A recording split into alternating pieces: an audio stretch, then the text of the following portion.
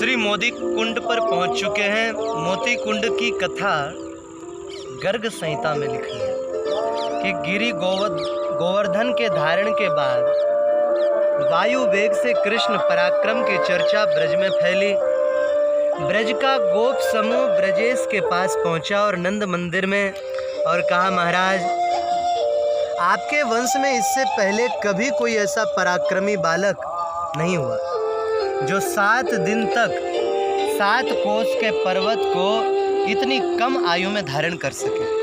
आप स्वयं भी तो छोटा सा शिलाखंड नहीं उठा सकते, फिर आपके पुत्र में इतना बल आया कहाँ से? फिर आप भी गौरवर्ण है, मैया भी गोरी है। मैया बाबा से अलग विलक्षण लक्षण वाला यह श्याम वर्ण का बालक यहाँ आया कैसे? आप सही सही इसका जन्म रहस्य बता दें, अन्यथा गोप जाति से हम आपको बहिष्कृत कर देंगे। गोपों के इस प्रकार कहने पर नंद जी ने बालक के नामकरण अवसर पर गर्ग जी के द्वारा कथित सभी बातें बता दी कि निश्चित ही यह बालक असाधारण है।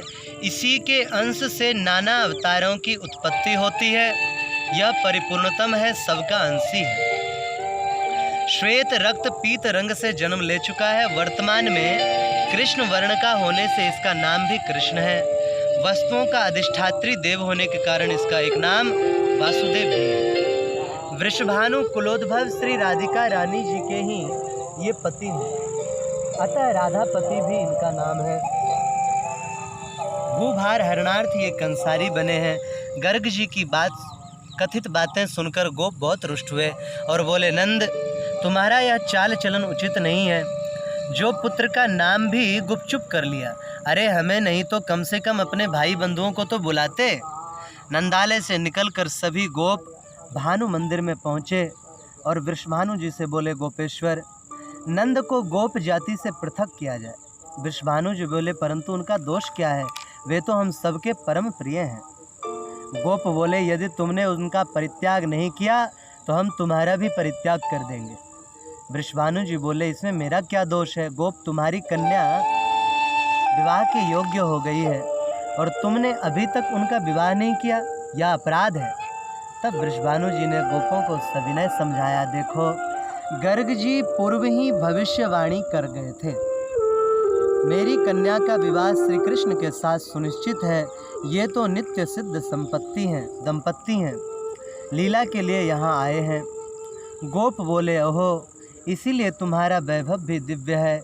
नंद जी को भी उत्कृष्ट वैभव आपसे ही प्राप्त है।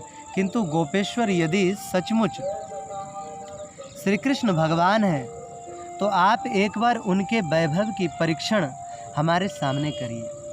वैभव परीक्षणार्थ वृषभानु जी ने झट से दिव्य मोतियों के 1 करोड़ हार लिए। हार का प्रत्येक मोती 1 करोड़ स्वर्ण मुद्रा के मूल्य का था और हारों की सुंदर यष्टियों में सज्जित करके कुशल वर्णकारी जनों द्वारा नंद मंदिर भेजा। महाराज नंद को वे मौक्तिक हार पात्र भेंट करते हुए वर्णकर्ताओं ने कहा, नंद जी, कर्णांत सुदीर्घ विशाल भोले भाले नेत्रों वाली गौर वर्णा किशोरी जी के लिए वृषभानु जी ने आपके लाडले विश्वजन मनमोहन का हाथ मांगा है। वर की गोद भरने के लिए पहले कन्या पक्ष की ओर से यह दिव्य मौक्तिक राशि ग्रहण करें एवं हमारी प्रसिद्ध कुल रीति के द्वारा कन्या की गोद भरने के लिए मौक्तिक राशि प्रदान करें। नंद जी ने तो ऐसी मौक्तिक राशि प्रथम बार ही देखी थी। अब कन्या गोद भराई के लिए वैसी राशि कहाँ से प्रदान करें? चिंतित नंद जी ने यशोदा जी से कहा, किंतु मैया ने तो विस्फारित नेत्रों से निहारते हुए यह कह दिया कि हमारे समीप ऐसी राशि नहीं है। किंतु अब क्या करें? कुछ तो करना ही होगा, अन्यथा गोप जाति में हमारी बहुत मानहानि होगी। तब तक अलक्षित भाव से श्री कृष्ण वहाँ पहुँचे और 100 हारों को ले जाकर मुक्ता कुंड पर उसकी खेती कराए। मुक्ता मालाओं के परिगमन अवसर पर 100 हार कम देखकर बाबा और चिंतित हो गए। तब तक श्री कृष्ण बोल उठे, बाबा, आप चिंता ना करें, हम गोप कृषक हैं। हमने मोतियों की वृद्धि के लिए उनकी खेती कर दी है। नंद बाबा ने रुष्ट होकर कृष्ण बोला, कृष्ण, तुम निरे नादान हो, ऐसे भी भला कोई मोतियों की खेती करता है? किंतु बाबा ने सेवकों को मोती ढूंढकर चुन बिनकर लाने की आज्ञा दी।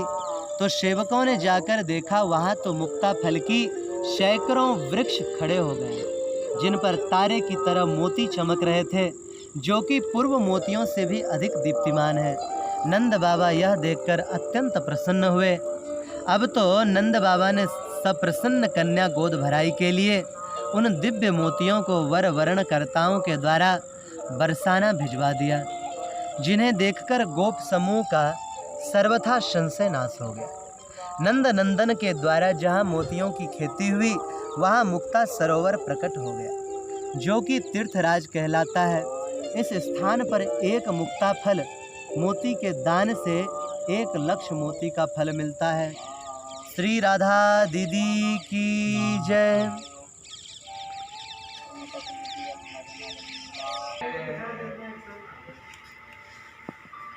ये श्री मोती कुंड के ठाकुर जी हैं, उनका दर्शन।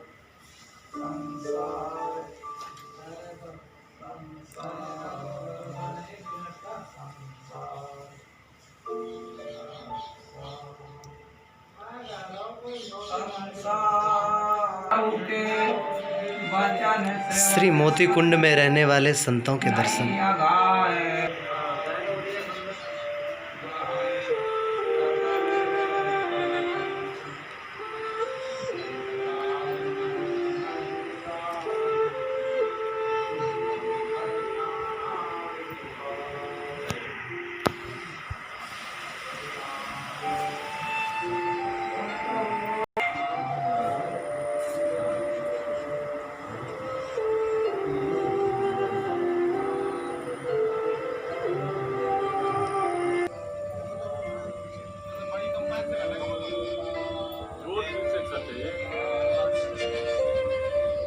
लेकिन लाना तो पड़ेगा।